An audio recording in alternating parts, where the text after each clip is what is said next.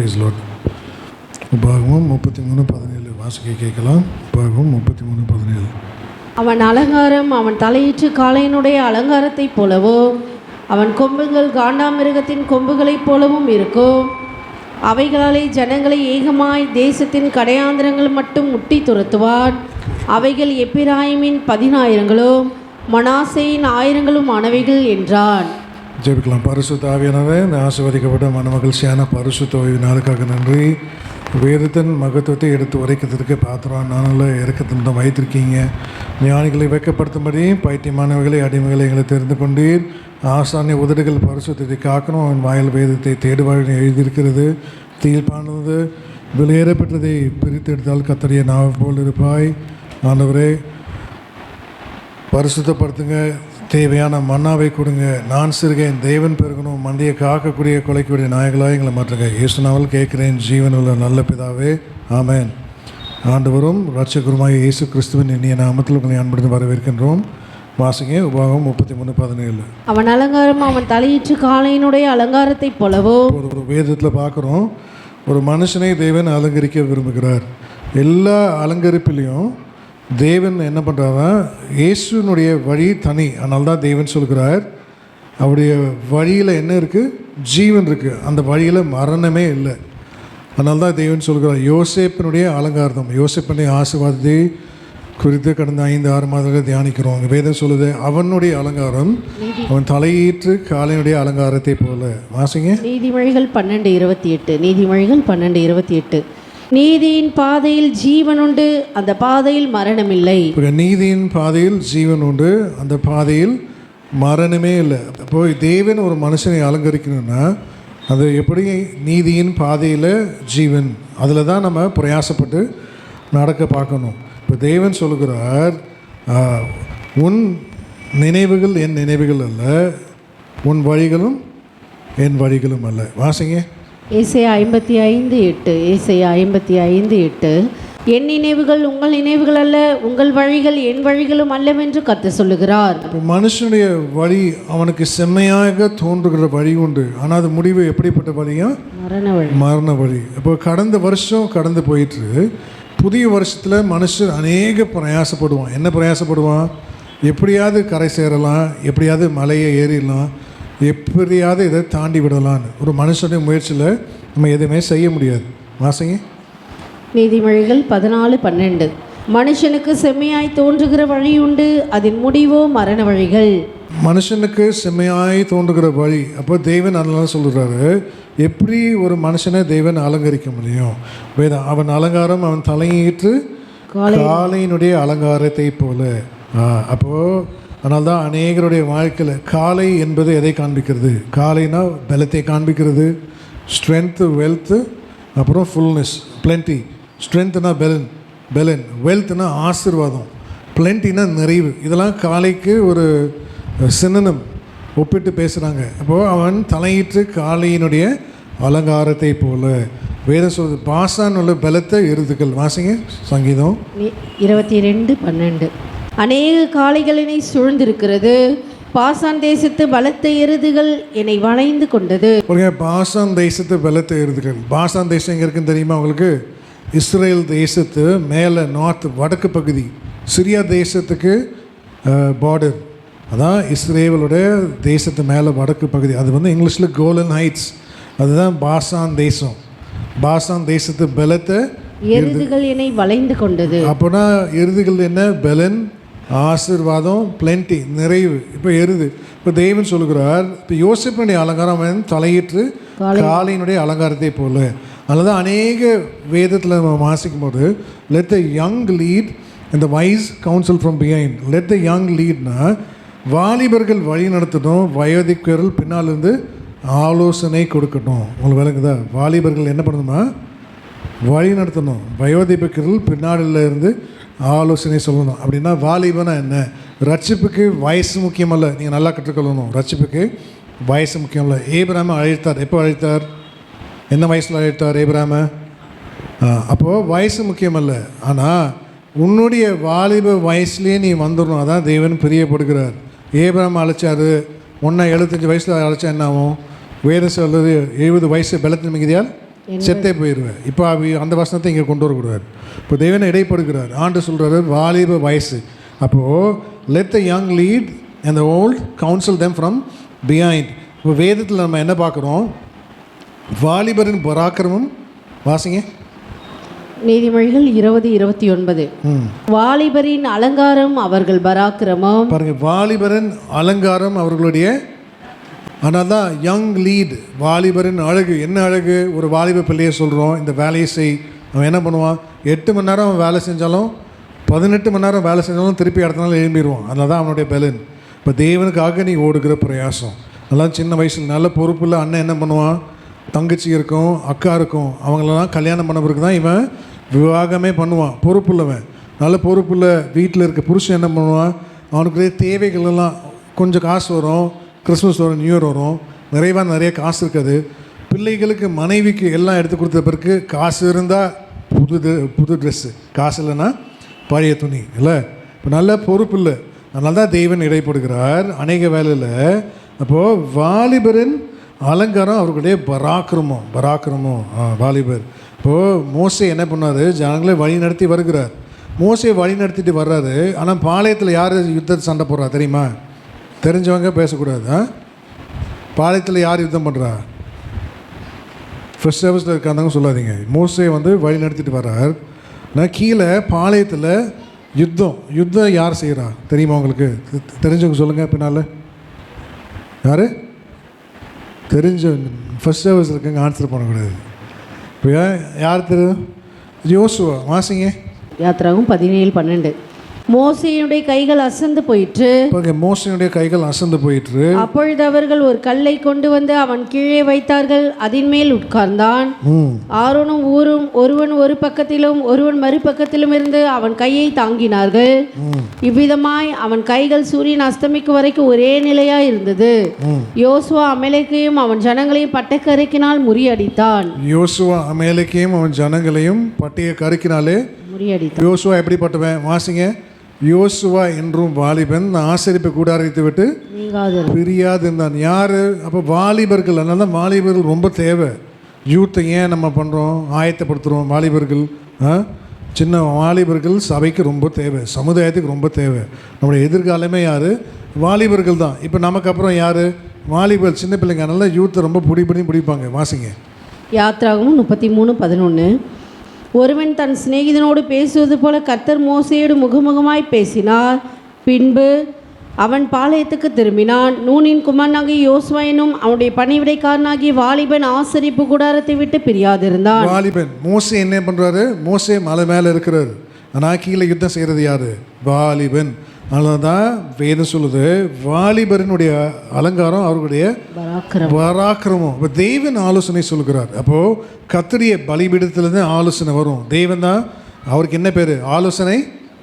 வாசிங்க. அதனால தேவன் ஆலோசனை சொல்லுவார். ஆலோசனை இல்லாத இடம் ஜனங்கள் சீர்கெட்டு போவோம். ஆலோசனை இல்லாத ஜனங்கள் என்ன பண்ணுவாங்க? சீர்கெட்டு விழுந்து விடுவாங்க. நீ நல்ல ஆலோசனை கேட்கணும். நீ நல்ல ஆலோசனை கேட்குறியா? அதனால இந்த தேவனுக்கு பேர் என்ன பேர்? தேவனுக்கு. வாசிங்க ஏசாயா 9:6. நமக்கு ஒரு பாலகன் பிறந்தார், நமக்கு ஒரு குமாரன் கொடுக்கப்பட்டார். கர்த்தத்துவம் அவர் தோளின் மேல் இருக்கும். அவர் நாமம் அதிசயமானவர், ஆலோசனை கர்த்தா. ஆலோசனை கர்த்தா. தேவன் ஆலோசனை கொடுக்குறார். ஒரு சபையில் ஒரு மனுஷனை எப்படி நீ எந்த பக்கம் நிற்கணும், எந்த பக்கம் நிற்கக்கூடாது, எங்கே அமரணும், எங்கே அமரக்கூடாது. நல்லதான் அநேக வேலையில் தேவன் சொல்கிறார் பாருங்க. அப்போது வாலிபர்கள் வழி நடத்தணும், முதியவர்கள் பின்னால் இருந்து அவர்களுக்கு ஆலோசனை கொடுக்கணும். அப்போது ரட்சிப்புக்கு வயசு முக்கியமல்ல, ஆனால் ஆலோசனை கொடுக்குறது யார்? தேவனாக இருக்கணும், மனுஷனாக இருக்கக்கூடாது. அநேக வேலையில் இப்போ காலையில் சொன்ன மாதிரி வாலிபம் என்பது என்ன? வாலிப பருவம் என்பது என்ன? வயதுமிக்க பருவம் என்பது என்ன? வாலிப பருவம் மை நிறைந்த பேனா ஆனால் எழுத தெரியாது. மை நிறைந்த பேனா ஆனால் எழுத தெரியாது. வயோதிக பருவம் மை இல்லாத பேனா ஆனால் எழுத தெரியும். மை இல்லாத பேனா எழுத தெரியும். விளங்குதா? அதனால தான் நாங்கள் சொல்கிறது என்னென்னா, வாலிப பருவம் என்பது மை நிறைந்த சிறிய பேனா, சின்ன அனுபவமே இல்லை. ஆனால் வயோதிபிக்க பருவம் என்பது மை இல்லாத பெரிய பேனா. மை இல்லை, அனுபவம் இருக்குது, ஆனால் காலங்கள் இல்லை. அதனால தான் தேவன் சொல்கிறார், உன் வாலிப பிரயாணத்தில் உன் சிருஷ்டிகரை நினை. என்ன வாசிங்க, உன் வாலிப வயசுலேயே நீ இயேசுவை அறிகிற அறிவு எப்படின்னா என்ன? இப்போ தேவன் சில வேளையில் இப்போ நான் ரட்சிப்படைந்தேன், சின்ன வயசுலேயே முழுக்க நேரம்லாம் பெற்றுட்டேன், நிறைய ஊழியெல்லாம் செஞ்சுட்டேன். ரட்சிப்படைந்த வயசு 30 தான் இல்லை பாருங்கள், லேட் ஆகிடுச்சு பாருங்கள். பட்டு நான் ஆண்டு வேகமாக ஊழியத்தை கொண்டு வந்துட்டார். சின்ன வயசுலேருந்து சின்ன சின்ன ஊழியம் பண்ணுறோம். சண்டே ஸ்கூல் ஊழியம் பண்ணுவேன், VBS எடுப்பேன், அநேக ஆலய கட்டும்படி தேவன் எழுப்பினார். இப்போ நிறைய பேர் வீட்டு கூட்டம், ஒரு சபையில் 10 வருஷம் என் ஊழியக்காரருக்கு நான் டிரைவர், வீட்டு கூட்டம் எடுத்தேன். இப்போ ஆண்டு பாருங்கள் அநேக சபைக்கு எங்களை கொண்டு போகிறார். ஆனால் வாலிப வயசு, சின்ன பிள்ளைங்க வாலிப வயசுலேயே நீ இயேசுக்கிட்ட வரணும், வாழ்க்கையை நீ அர்ப்பணிக்கணும். என்ன வாசிங்க? பிரசங்கி 12:1. பிரசங்கி 12:1. நீ உன் வாலிப பிரயத்திலே உன் சிருஷ்டிகரை நினை. உன் சிருஷ்டிகரை, உன் சிருஷ்டிகரே உன்னுடைய நாயகர். வாசிங்க, யாரு உன் நாயகர்? உன் சிருஷ்டிகரே, உன்னை படைத்தவரே, உன்னை உண்டாக்கின தேவனே, அவரே உன் நாயகர். உன் எதிர்காலம் எல்லாம் நீ அவர் கையில் நீ ஒப்பு கொடுக்கணும். அதனால தான் தேவன் சொல்ல வாலிபர்களுடைய பராக்கிரம், அலங்காரம் அவர்களுடைய பராக்கிரமம். இப்போது ரட்சிப்பு தான் வாலிப வயசு. நீ எந்த வயசில் ரட்சிக்கப்பட்ட, நீ அந்த வயசுலேருந்து நீ தேவன்கிட்ட எப்படி அலங்காரமாக இருக்க, இப்போ தான் தேவன் கற்றுக் கொடுக்க விரும்புகிறார். இந்த புதிய வருஷத்தில் ஒரு வருஷம் போயிடுச்சு, புதிய வருஷம் வந்துருச்சு. ஆனால் நீ தேவனுடைய கையில் அலங்காரமாக இருக்கணும்னா உன் வாலிப வயசு நீ வெளிப்படுத்தணும். எப்படி நீ பராக்கிரமாக இருந்தியோ அதே போல் ரட்சிக்கப்பட்டு நீ பராக்கிரமாக இருக்கணும். நான் சின்ன வயசில் ரட்சிக்கப்பட்ட போது 2 ஹவர் 3 ஹவர் முழங்கால நின்று ஜெபம் பண்ணியிருக்கேன். இப்போ 3 ஹவர் நின்று முழங்கால நின்று ஜெபிக்க முடியுமா? சொல்லுங்கள், 3 ஹவர் நின்று ஜெபிப்பியா? போட்டி வச்சுக்கலாமா சபையில்? பெண்டு நிமிந்துடும். வயசாச்சுல, 46 வயசாச்சு. ஏன்னா 1 மணி நேரம் நிற்கலாம், 1.5 மணி நேரம் நிற்கலாம், 2 மணி நேரம்லாம் எனக்கு தெரிஞ்சு இப்போ நிற்க முடியாது. எனக்கு தெரிஞ்சு ஆண்டவர் பெல்லாம் கொடுத்தா. வாசிங்க. ஏசாயா 54:5. உன் சிருஷ்டிகரே உன் நாயகர், சேனைகளின் கர்த்தர் என்பது அவருடைய நாமம். உன் சிருஷ்டிகரே உன் நாயகர், என் நேசர் என்னுடையவர், நான் என் நேசருடையவள். பாருங்க, என் நேசர் என்னுடையவள், நான் என் நேசருடையவள். ஏன்? தேவனுடைய வாழ்க்கையில். அதனால தான் யோசிப்புடைய அலங்காரம். யோசிப்பை பாருங்கள், சின்ன வயசுலேயே தேவன் அவனை அலங்கரித்தார், ஒப்பு கொடுத்தார். ஏன்? சில பாடுகளுக்கு, சில உபத்திரவங்களுக்கு, சில நிந்தையான பாதையில் தேவன் அநேக வேலையை சொல்லுவார். உன் முகத்தை நீ உமிழ்நீருக்கு என்ன பண்ணு? ஒப்பு கொடுப்பியா? உமிழ்நீர் நான் காரி துப்புறான். சில வேலை பாருங்க, சில வேலை இயேசு மேலே எத்தனை வாட்டி காரி துப்புனாங்க சொல்லுங்கள்? இயேசு மேலே எத்தனை வாட்டி காரி துப்புறாங்க? 3 தடவை. பாருங்கள், கரெக்டாக பிள்ளை ஆன்சர் பண்ணிட்டான். ஆமாம், 3. அப்போது இயேசுடைய அடிச்சுவடிகளை பின்பற்றுகிறது நீயும் நானும். உன்னுடைய புருஷனோ, உன்னுடைய மனைவியோ, உன்னுடைய பிள்ளைகளோ, உன்னுடைய சமுதாயமோ, இல்லை ஊழியக்காரன் நானே உன்னை குற்றப்படுத்தும் போது, தெரியாமல் உன்னை தண்டிக்கும் போது, இப்போ நீ என்ன பண்ண? உமிழ்ந்து காமிக்கிறியா? வாசிங்க. ஏசாயா 50:6. ஏசாயா 50:6. அடிக்கிறவர்களுக்கு என் முதுகையும் தாடை மயிரை பிடுங்குகிறவர்களுக்கு என் தாடையும் ஒப்பு கொடுத்தேன். அவமானத்துக்கும் உமிழ்நீருக்கும் என் முகத்தை மறைக்கவே இல்லை. இயேசு யோசேப்பை மறைக்கல. தேவன் அவனை சிச்சிக்கிறார், புடமிடுகிறார், உபத்திர பாதைகள் வழியாக கொண்டு போகிறார். கடினமான வாழ்க்கை தான். ஆனால் அவன் என்ன பண்ணுறான்? ஒப்பு கொடுக்குறான். ஏன்? தேவனுக்கு மேலான அதிகாரத்துக்கு கீழ்பட்டு இருக்கும்படி அவனுக்கு என்ன பண்ணுறான்? அந்த அறிவு இருக்குது. தேவன் என்னை உயர்த்துவார், ஒரு வேலை வரும், தேவன் உயர்த்தும் வரைக்கும் அவரோட பலத்த கருத்தில் நான் கையின் கீழ் அடங்கி இருப்பேன். இதெல்லாம் ஒழுங்கு. இப்போ தேவன் கற்றுக் கொடுக்குறாருல, அவனுக்கு யார் கற்றுக் கொடுத்தா பாருங்கள்? அதனால தான் யோசிப்பு இயேசு கிறிஸ்துக்கு நிலைநாட்டும். இப்போ தேவன் சொல்லுகிறார், ஆலோசனை இல்லாத இடத்தில் ஜனங்கள் சீர்கெட்டு போவார்கள். வாசிங்க, அநேக ஆலோசனை இருந்தால் என்ன வரும்? சுகம். ஆத்மாவில் ஒரு இலைப்பாறுதல், சுகம் ரொம்ப முக்கியம். நீங்கள் நல்லா கற்றுக்கொள்ளணும். எந்த இடத்துலையும் எந்த சூழ்நிலையும் தேவன் ஒரு சுகத்தை வைத்திருப்பார். நீ சுகத்தை தேடி நீ போக பிரயாசப்படணும். சுகவீனத்தை தேடி நீ போக பிரயாசப்படக்கூடாது. அது உன்னுடைய வழி, உன்னுடைய ஞானம், உன்னுடைய தாளந்து, உன்னுடைய சாமர்த்தியத்தை நீ கொண்டு வரவே கூடாது. தேவன் அதில் ஒரு சுகவீனத்தை வச்சுருவார், சுகத்தை கொடுக்க மாட்டார். வாசிங்க. நீதிமொழிகள் 11:14.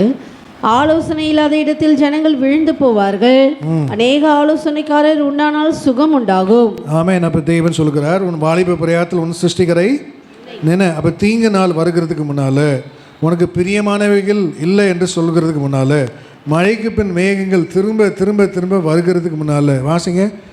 பிரசங்கி 12:1. நீ உன் வாலிப பிரயத்திலே உன் சிருஷ்டிகரை நினை, தீங்கு நாட்கள் வராததற்கு முன்னும் எனக்கு பிரியமானவைகள் அல்ல என்று நீ சொல்லும் வருஷங்கள் சேராததற்கு முன்னும். தீங்கு நாள் கண்ணு தெரிக்கிறதுக்கு முன்னாலே நீ பைபிளை படித்து முடிச்சுரு. இப்போ என்ன ஆகும், கண்ணாடி போட வந்துடும். இப்போ நான் கண்ணாடி போடுறேன்ல, நான் கண்ணாடியே போட மாட்டேன். என் ஆண்டு எனக்கு 5-6 வருஷத்துக்கு முன்னாடிக்கும் எனக்கு ஒரு காலையில் ஜெபிக்கும் போது ஒரு தரிசனம் போட்டார். உன் கண்ணுக்கு ஜெபினார். நான் அப்போயே விட்டேன் பாருங்க. ஏன்னா நான் என்ன நினச்சிட்டேன், இப்போ 4 மணிக்கு எனக்கு ஆண்டு கற்றுக் கொடுத்தாரு. நான் அப்படிலேருந்து ஜெபிச்சிட்டேன்னா இப்போ எனக்கு கண்ணாடி போட தேவையில்லை. உன் கண்ணுக்கு நீ ஜெபின்னு எனக்கு ஆண்டு காலையிலே கற்றுக் கொடுத்தாரு. எனக்கு தெரியாது. இதனால தான் இப்போ என்னது வேதம் சொல்லுது, கண்ணு நல்லா தெரியும் போது நீ என்ன பண்ணணும், வேதத்தை படிக்கணும். படிக்கிறோமா நம்ம? அதனால தான் ஆண்டு சொல்கிறாரு, தீங்கு நாட்கள் வருகிறதுக்கு முன்னும் இதை வாசிங்க, அதை விட்டுருங்க. உன் வாலிப பிரயாத்தில் உன் சிருஷ்டிக்கிறேன் நானே. தீங்கு நாட்கள் வராததற்கு முன்னும் எனக்கு பிரியமானவைகள் அல்ல என்று நீ சொல்லும் வருஷங்கள் சேராததற்கு முன்னும். ஆண்டு கேட்பார்ல, ஆண்டு என்ன சொல்கிறாரு, அதே போல் ஒரு நாளைக்கு நம்ம என்ன குறைஞ்சபட்சம் 5 அதிகாரமாக தான் படிக்கணும். வேத நிபுணர்கள் ரிசர்ச் என்ன சொல்லுதுன்னா, ஒரு புக்கு ஏதோ படிக்கிறோம், அது வந்து நீங்கள் 35 மினிட்ஸ் படிக்கணுமா. உலகத்தான் சொல்கிறோம், 35 நிமிஷம் நீங்கள் படிக்கும்போது அப்போ தான் அது ஆழமான பகுதி வந்து நம்ம நினைவில் என்ன பண்ணுமோ பதியுமா. இப்போ நம்ம கம்மியாக படிக்கிறனால என்ன இது குறைவு பாருங்கள். அப்போ எதையுமே கற்றுக்கொள்ள மாட்டோம்.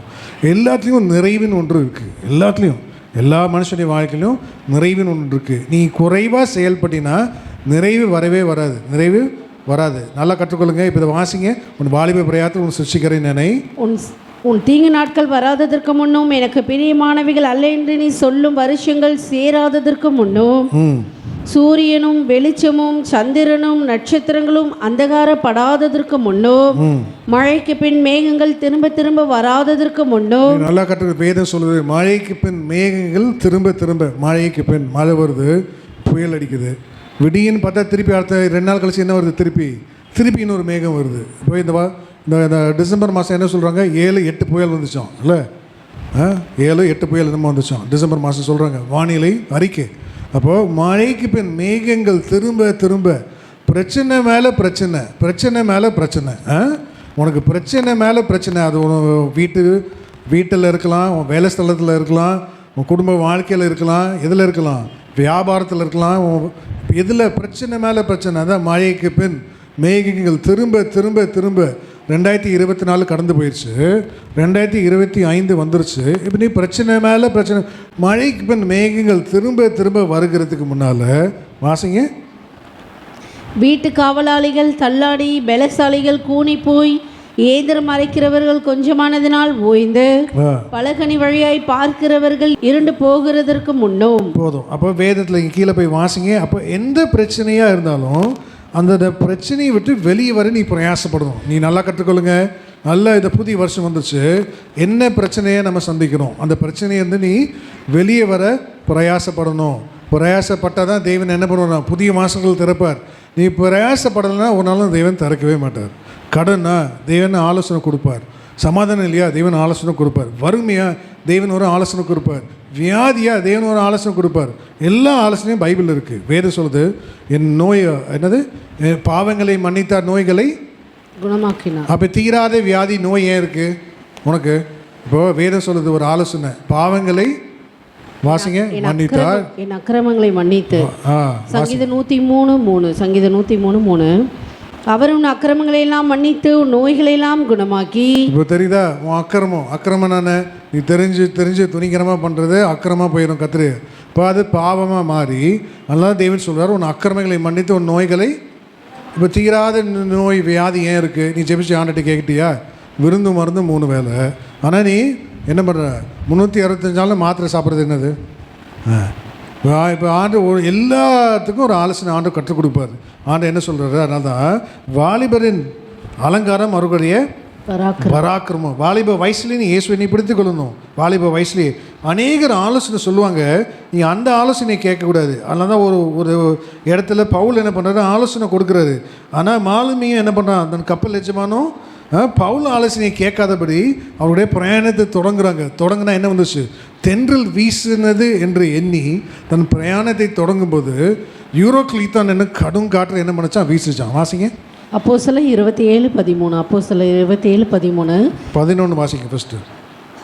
100க்கு அதிபதி பவுலினால் சொல்லப்பட்டவைகளை பார்க்கிலும் மாலுமியும் கப்பல் எஜமானையும் அதிகமாய் நம்பினான். மாலுமைனா யாரு? கப்பல் கேப்டன், கப்பல் எஜமா, கப்பல் ஓனர். இப்போ பவுல் ஊழியக்காரன் சொல்ல பேச்சு கேட்கறது கிடையாது. ஆனால் யார் பேச்சு கேட்கறது? மாலுமி. யார் மாலுமி? யார் கப்பல் எச்சமா அவனுக்கு? நீ யார் பேச்சு நீ கேட்குற? ஊழியக்காரன் சுயமாக ஆலோசனை கொடுப்பானா? இப்போ நீ ஒரு ஒரு ஒரு தேவையோடு நீ வந்திருக்க. இப்போ நான் என்ன பண்ணுவேன்? ஊழியக்காரன் உனக்காக 4 மணிக்கு 5 மணிக்கு முட்டிக்கால ஜெபிச்சு ஆண்டுகிட்ட கேட்பேன். ஆண்டர் என்ன உத்தரவு கொடுக்குறாரோ நாங்கள் அதை சொல்லுவோம். சுயமாக ஒன்றுமே சொல்ல மாட்டோம். ஃபஸ்ட்டு நீங்கள் அதை நல்லா கற்றுக்கொள்ளணும். தேவனுடைய ஊழியக்காரங்க கத்திரிக்கை கலையில் வல்லமையாக பயன்படுத்தப்பட்ட பட்டயம் பவுலை போல் இல்லை. ஆண்டர் இப்போ அதனால தான் பவுல் சொல்கிறத கேட்குறதே கிடையாது. இப்போ யார் பேச்சு கேட்குறது? மாலுமிய பேச்சையும் கப்பல் எஜமான் பேச்சையும் கேட்டு வாசிங்க. அடுத்து, அந்த துறைமுகம் மழைக்காலத்திலே தங்குவதற்கு வசதியாக இராதபடியால் அவ்விடத்தை விட்டு தென்மேற்கையும் வடமேற்கையும் நோக்கி இருக்கும் கிரேத்தா தீவுள்ள துறைமுகமாகிய பேனிக்ஸ் என்னும் இடத்தில் சேரக்கூடுமானால் சேர்ந்து மழைக்காலத்தில் தங்கும்படி அநேக பேர் ஆலோசனை சொன்னார்கள். யாருடைய ஆலோசனை கேட்குற இந்த காலவேளையில்? இது ஆண்டருடைய ஆலோசனை கேட்குறியா இல்லை மனுஷனுடைய ஆலோசனை கேட்க வந்திருக்கியா? வாசிங்க. அடுத்தது, தென்றல் மெதுவாய் அடித்தபடியால் தாங்கள் கோரினது கைகூடி வந்தது என்று எண்ணி அவ்விடம் விட்டு பெயர்ந்து கிரேத்தா தீவுக்கு அருகாக ஓடினார்கள். அவ்விடம் விட்டு தென்றல் மெதுவாய் வீசினபடியால், தென்றல் வாழ்க்கை நல்லதான் போகுது அப்படி எண்ணிட்டு இருக்கு. ஆனால் திடீர்னு சட்டம் என்ன ஆயிடுச்சு? வாசிங்க. கொஞ்ச நேரத்துக்குள்ளே யூரோ கிளித்தோன் என்னும் கடுங்காற்று அதில் மோதிற்று. கொஞ்ச நேரத்துக்குள்ள என்ன வந்துச்சு? பிரச்சனை வந்துருச்சுப்பா. வாழ்க்கையில் எப்போ பிரச்சனை வருதுன்னே தெரியாது. நீ ஆயத்தமாக இருக்கணும். தென்றல் வீசுதுன்னு என்று நினைத்து கொண்ட கொஞ்ச நேரத்தில் யூரோ கிளித்தோன் என்ன கடுங்காற்று வீசிட்டு. ஆனால் ஊழியக்காரன் என்ன சொன்னான்? பவுல் இங்கே இருக்கலாம், இந்த துறைமுகம் நல்லது. என்ன துறைமுகம் இது? நல்ல துறைமுகம். ஆமேன். இயேசுடைய சபை நல்ல துறைமுகம். நீ கர்த்தருடைய வீடு நல்ல துறைமுகம். உனக்கு வேலையே இல்லைன்னா இது ஒரு நல்ல துறைமுகம். ஆகாரமே இல்லைன்னா இது ஒரு நல்ல துறைமுகம். சமாதானமே இல்லைன்னா இது ஒரு நல்ல துறைமுகம். உனக்கு சந்தோஷமே இல்லைன்னா இதுதான் துறைமுகம். நீ வந்த இதை விட்டு நீ போக பிரயாசப்படக்கூடாது. அதுதான் தேவன் சொல்கிறார், வாலிபருடைய பராக்கிரமம். வாலிபருடைய வாசிங்க அலங்காரம் அவர்களுடைய பராக்கிரமம். வாசிங்க ஃபர்ஸ்ட். நீதிமொழிகள் 20:29. வாலிபரின் அலங்காரம் அவர்கள் பராக்கிரமம், முதிர் வயதானவர்களின் மகிமை அவர்கள் நரை. வாலிப வயசுல நீ இயேசு கிட்ட வந்துட்டு ரட்சிக்கப்பட்ட, அதான் வாலிபர். நீ ரட்சிக்கப்பட்ட வயசு வாலிப வயசு. இப்போ வாலிபர், இப்போ வேதம் சொல்லுது வாலிபரின் அலங்காரம் அவர்களின் பராக்கிரமம். இப்போ வேதம் சொல்லுது, நம்ம பாருங்க, இப்போ ஒரு நல்ல ஆலோசனை கொடுக்கும்போது அதான் வாலிப வயசு என்ன? மை நிறைந்த சிறிய பெண்ணா, சின்ன பெண்ணு. மை நிறைய இருக்குது ஆனால் அனுபவம் இல்லை. ஆனால் வயோதிபிக்க வயசு என்ன? மை குறைந்த பெரிய பெண்ணா. வயசாகிடுச்சு, நிறைய அனுபவம் இருக்குது. ஆனால் வாழ்க்கை நீ வாழ்கிறதுக்கு நேரம் இல்லை, தாமதம் ஆயிடுச்சு. நீ நல்லா கவனிக்கணும். இயேசுக்கிட்ட வந்து நீ நல்லா கவனிக்கணும், செவி கொடுத்து கேட்கணும். அதனால தான் என்ன சொல்கிறாங்க, உனக்கு ஒரு பிரச்சனை வருது, ஒரு துயரம் வருது, தீர்க்கதரிசி எச்சரிக்கிறான், சரி இருப்பு போயிருவீங்கன்னு அப்படின்னு சொல்கிறான். ஆனால் ஜனங்க என்ன சொல்கிறாங்க, சரி நன்மையானாலும் தீமையானாலும் நீ தேவன்கிட்ட நீ போய் விசாரு. அது நன்மையானாலும் தீமையானாலும் கர்த்தருடைய சத்தத்துக்கு செவி கொடுத்து நாங்கள் கீழ்ப்படிவோம். கீழ்ப்படிக்கிறதுல என்ன வருது? ஒரு ஆசீர்வாதம். நீ கீழ்ப்படியணும். நீ கீழ்ப்படியாமல் நீனே முறைச்சி நிற்கக்கூடாது. இல்லை, என்ன கீழ்ப்படியணும்? வாசிங்க. எரேமியா 42:6. அது நன்மையானாலும் தீமையானாலும் சரி, எங்கள் தேவனாகிய கர்த்தரின் சத்தத்துக்கு நாங்கள் கீழ்ப்படிவதனால், தேவனுடைய சத்தத்துக்கு கீழ்ப்படிகிறதுனால் எங்களுக்கு நன்மை உண்டாகும்படி. பாருங்க, எங்களுக்கு நன்மை உண்டாகும். உனக்கு தெரியும் நீ என்ன பண்ற. இப்போ தேவன் சொல்லுகிற ஒரு ஆலோசனை கொடுக்குறாரு, இந்த வேலை வேண்டாம், இந்த வீடு வேண்டாம், இந்த கடன் வேண்டாம், இந்த வாகனம் வேண்டாம், இந்த இடம் வேண்டாம், இந்த புருஷன் இந்த நபர் வேண்டாம் விவாகத்துக்கு, இந்த பெண் வேண்டாம் அப்படி சொல்கிறாரு. ஆனால் உங்கள் கண்ணுக்கு எப்படி தெரியுது? அது தீமையாக தென்படுது. ஆனால் இவங்க என்ன சொல்கிறாங்க, நன்மையானாலும் தீமையானாலும். வாசிங்க. அது நன்மையானாலும் தீமையானாலும் சரி, எங்கள் தேவனாகிய கர்த்தரின் சத்தத்துக்கு நாங்கள் கீழ்ப்படிவதனால் எங்களுக்கு நன்மை உண்டாகும்படி நாங்கள் உம்மை அனுப்புகிற எங்கள் தேவனாகிய கர்த்தருடைய சத்தத்துக்கு கீழ்ப்படிந்து நடப்போம் என்றார்கள். பாருங்க, கீழ்ப்படிதல். கீழ்ப்படியணும். நீ கீழ்ப்படியணும். ஒரு சபை உபதேசத்துக்கு கீழ்ப்படியணும். ஒரு மனைவி புருஷனுக்கு கீழ்ப்படியணும். இதுதான் தேவன் கீழ்ப்படிதலில் ஒரு ஆசீர்வாதம் இருக்குது. அதனால தான் தேவன் நன்மையானாலும் தீமையானாலும் கர்த்தருடைய சத்தத்துக்கு மேலான அதிகாரத்துக்கு நீ கீழ்பட்டு அடங்கும்போது தேவன் உன்னை வர்த்திக்க செய்கிறார். அப்போ தேவன் சொல்லுகிறார் இந்த காலவேளையில் ஒரு மனுஷன் வாசிங்க உபாகம் 33:17 திருப்பி வாசிங்க. யோசேப்பினுடைய அலங்காரம் அவன் தலையிட்டு காளையினுடைய அலங்காரத்தை போல. வாசிங்க திருப்பி. அவன் அலங்காரம் அவன் தலையிட்டு காளையினுடைய அலங்காரத்தை போலவோ. பாருங்க, காளையினுடைய அலங்காரத்தை போல. எருதுகள் இல்லாத இடத்தில் களஞ்சிகள் வெறுமையாக இருக்கும். வாசிங்க. அப்போது எருது எதை காண்பிக்கிறது? நீதிமொழிகள் 14:4. எருதுகள் இல்லாத இடத்தில் களஞ்சியங்கள் வெறுமையாயிருக்கும், காளைகளின் பலத்தினாலும் மிகுந்த வரத்துண்டு. அப்போ வேறு சொல்லுது, நீ பிரயாசப்பட்டு நிறைவு வராது. உன் பிரயாசம் இந்த காலை வேலையில் வேறு சொல்லுது, பிரயாசப்பட்டு பயிர் எடுக்கிறவன் என்ன பலன்? இப்போ அநேகர் இருக்குது, இப்போ வேலையில் இருக்குல்ல, ஆண்டு அநேகர். இப்போ என்ன உன் பிரயாசம் இந்த காலை வேலையில்?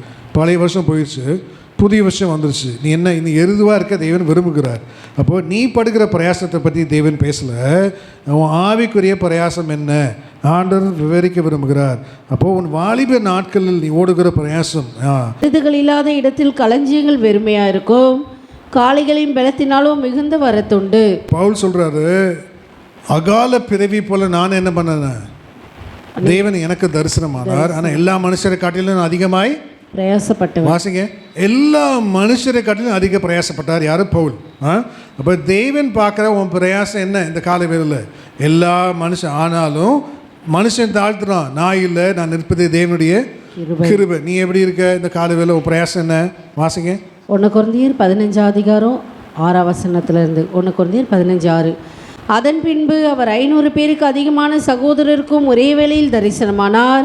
அவர்களில் அநேகர் இந்நாள் வரைக்கும் இருக்கிறார்கள், சிலர் மாத்திரம் நித்திரையடைந்தார்கள்.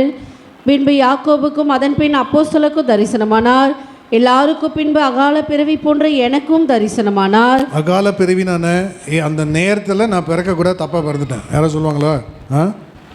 உங்களுக்கு விளங்குது, இந்த பொண்ணு பிறந்துச்சு, சொத்தெல்லாம் போயிடுச்சுன்னு யாரும் சொல்லுவாங்களா? சில அப்பா சொல்லுவாங்க பாருங்கள், இந்த பையன் பிறந்தான், மொத்தமாக என்ன பண்ணுச்சு, ராசியில் வாரின்னு போயிடுச்சு. தெரியுமா உங்களுக்கு? அதெல்லாம் கேள்விப்பட்டது இல்லையா? பாருங்கள், ஐயாவை சொல்லியிருக்காங்களாம். அதான் அந்த மாதிரி யாரும் சொல்லுவாங்களே, நீ பிறந்தடா போச்சுடா, இல்லை அவங்க அப்பாவுக்கு சூனியம் வந்துச்சுன்னுவாங்க. சொன்னாங்களா? சொல்லலையா? அவங்ககிட்ட யாருமே சொன்னதே இல்லை. எதுக்கு சொல்லி யாரும் கேள்விப்பட்டிருக்கீங்களா? பாருங்கள், விசிட்ட கை தூக்குறான் பாருங்கள், யாரும் கேள்விப்பட்டிருக்கீங்களா? பிறந்தடி வச்சு சனியை உங்கள் அப்பா ஒன்றும் இல்லாமல் ஆகிட்டாருன்னு. இதெல்லாம் உண்மை.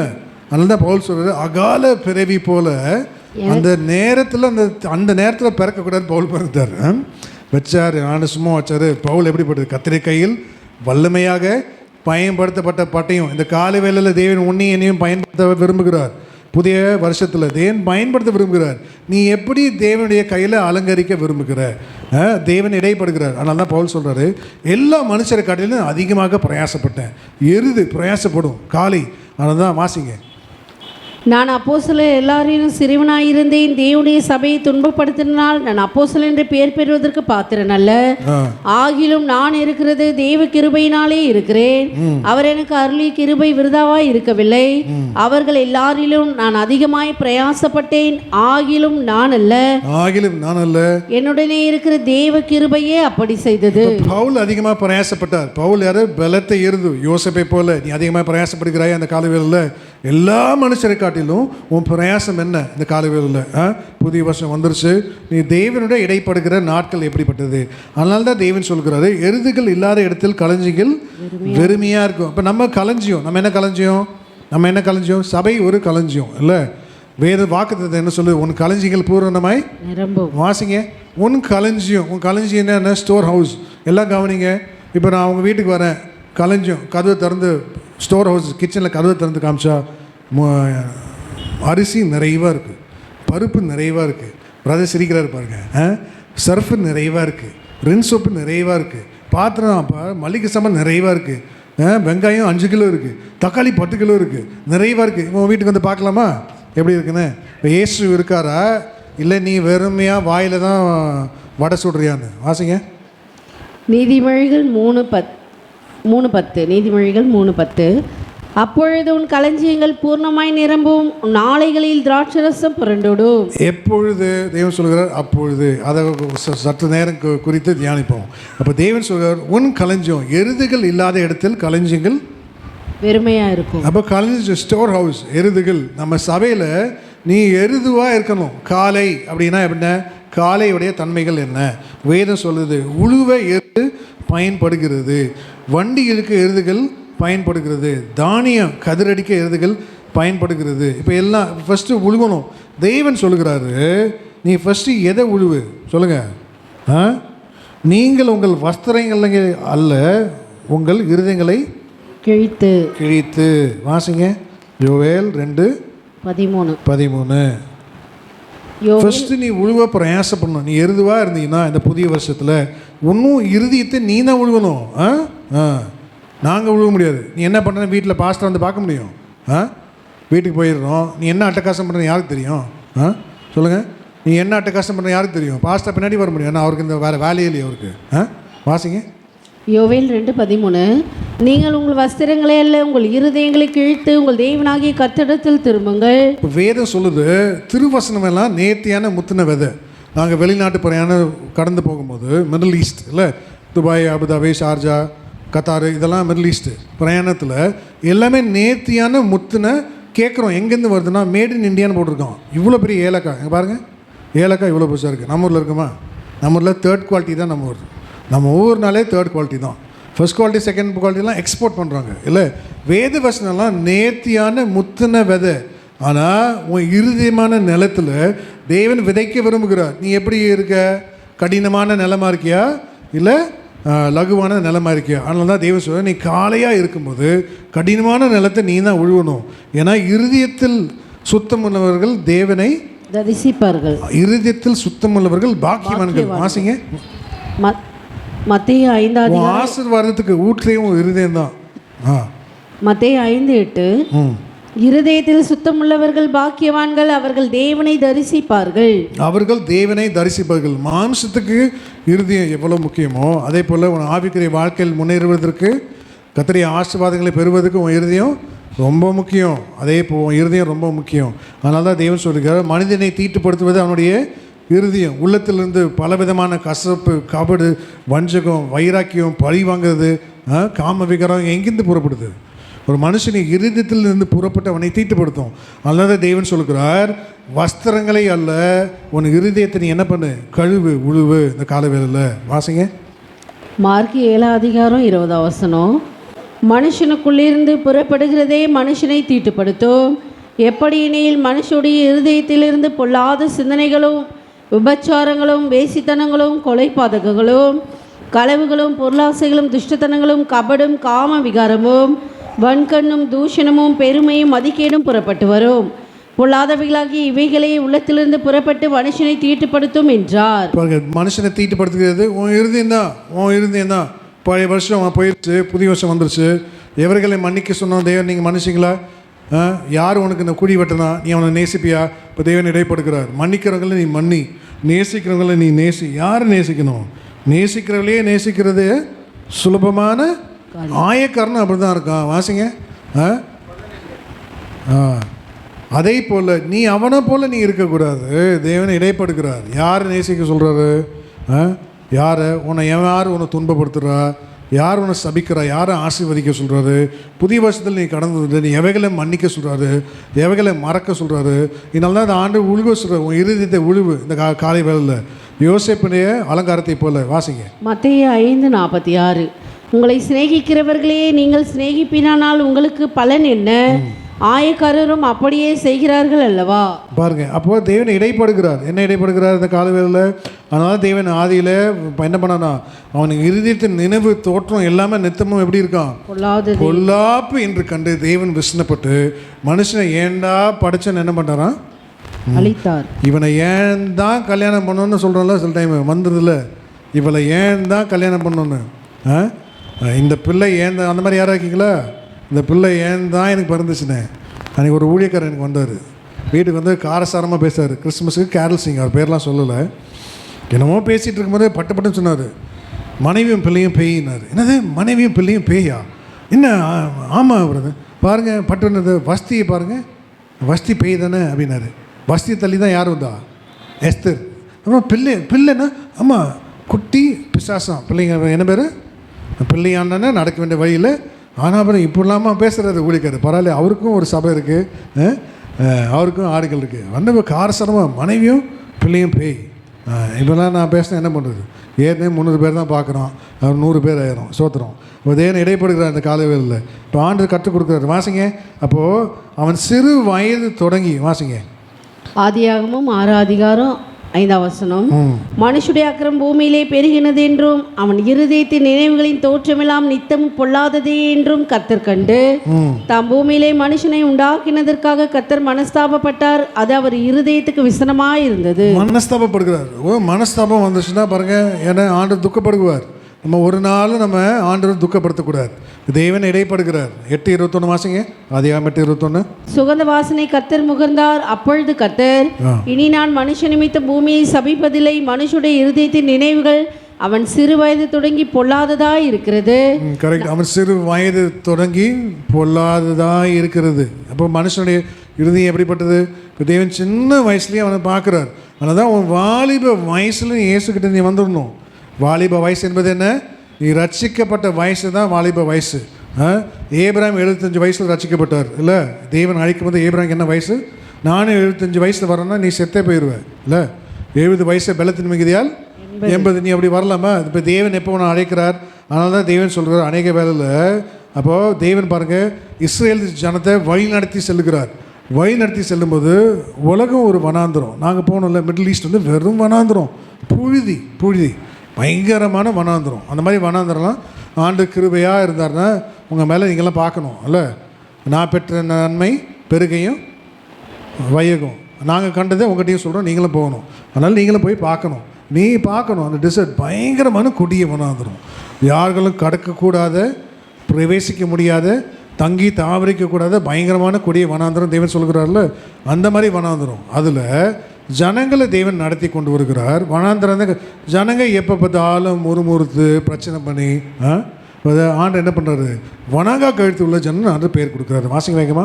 இவங்க எப்போதும் வலிஜி விலகி போகிற ஜனம், வனாங்கா கழுத்துள்ள ஜனம், தேவனுக்கு கீழ்ப்படியாத ஜனம், கஷ்டத்தை சகிக்கக்கூடாத ஜனம், தேவனுக்காக எதுவும் இழக்காத ஜனம், தேவனுக்காக பாடு சகிக்காத ஜனம்.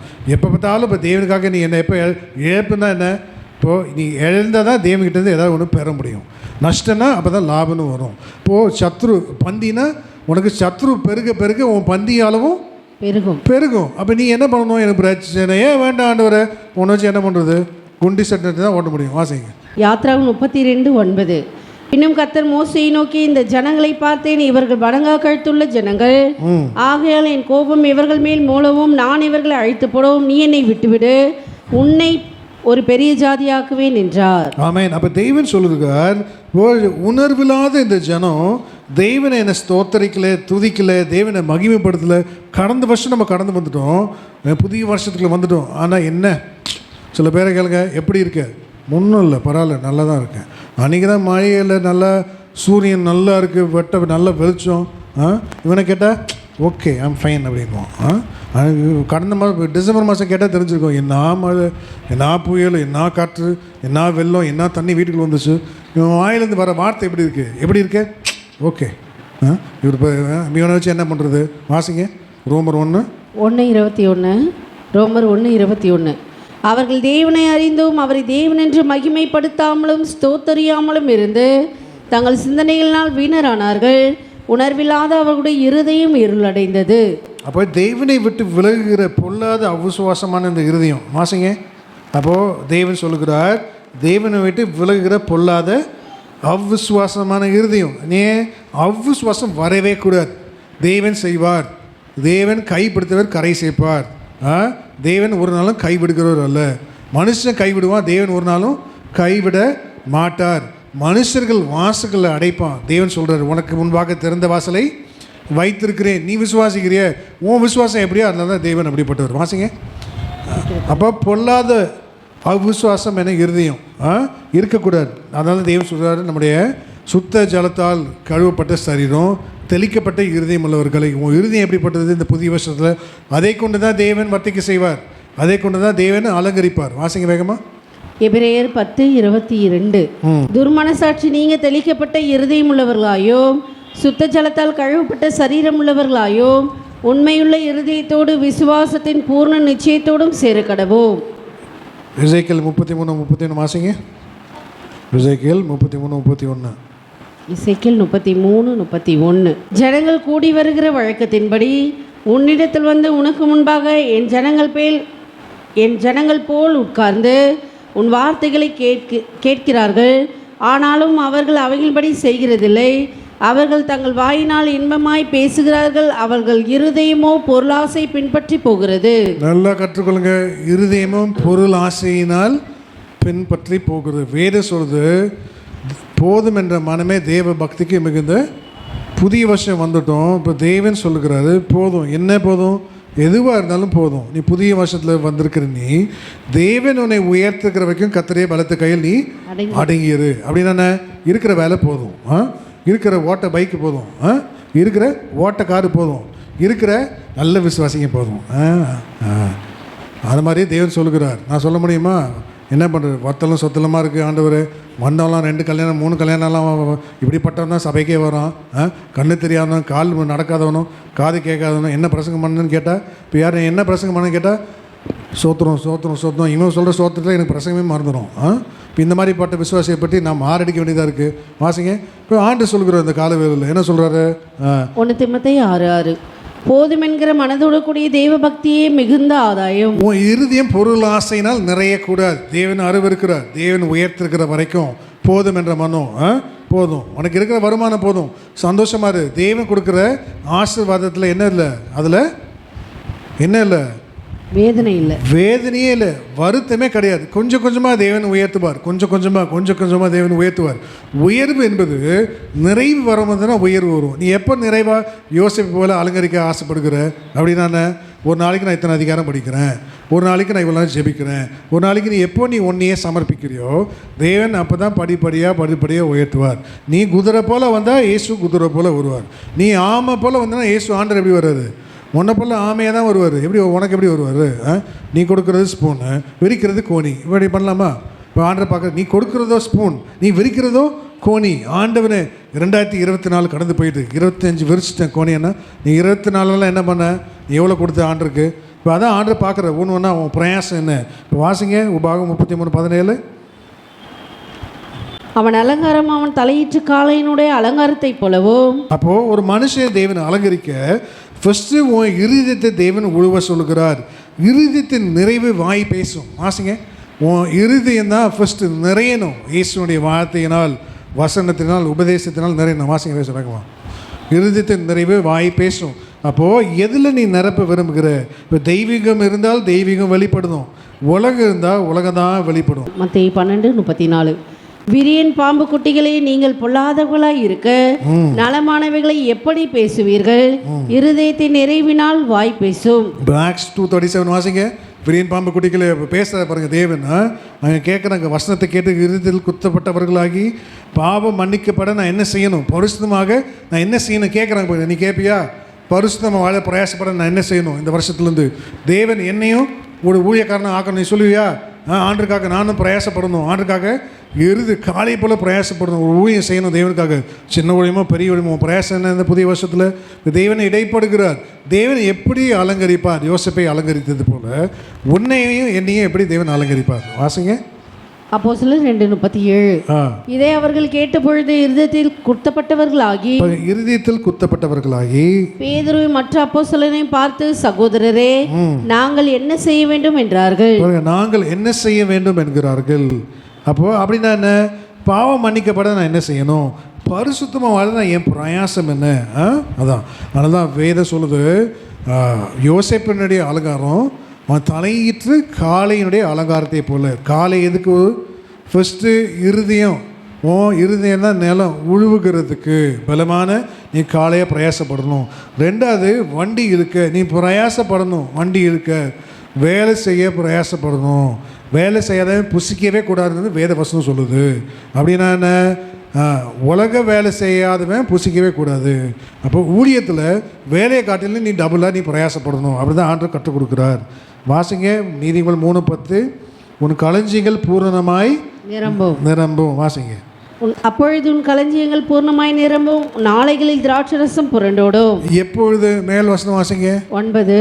உன் பொருளாலும் உன் பொருளாலும் உன் எல்லா விளைவின் முதற்பலனாலும் கர்த்தரை கனம் பண்ணு. கர்த்தரை கனம் பண்ணு. உன் பொருள் அப்படின்னா என்ன? எல்லாம் என்ன பாருங்க. யாரெல்லாம் வேலைக்கு போறீங்க கை தூக்குங்க. நல்லா தான் கை தூக்குங்க. நீங்கள் வேலைக்கு போகிறவங்களாம் கை தூக்குங்க. உன் பொருளாலும், நீ சம்பளம் வாங்கின உடனே ஃபஸ்ட்டு உன் பொருளாலும், அதான் உன் பொருள் இல்லை.